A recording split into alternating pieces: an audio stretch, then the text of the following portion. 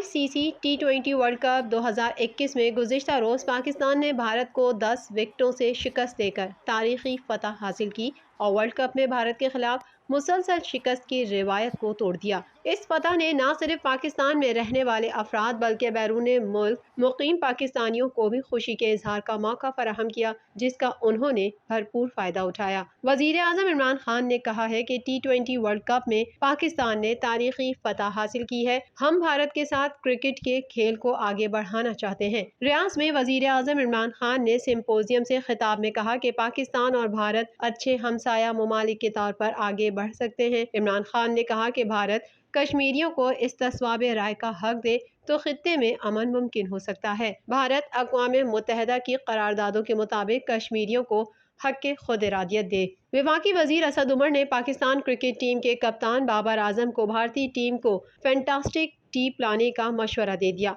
ICC mains T20 world cup में पाकिस्तान की भारत के खिलाफ जीत पर सभी अपनी खुशी का इजहार अपने अपने अंदाज में कर रहे हैं। ऐसे में वफाकी वजीर असद उमर ने पाक फिजाइया की जानिब से भारतीय फिजाइया के तैयारे को मार गिराने के वाक़े की याद ताज़ा कर दी।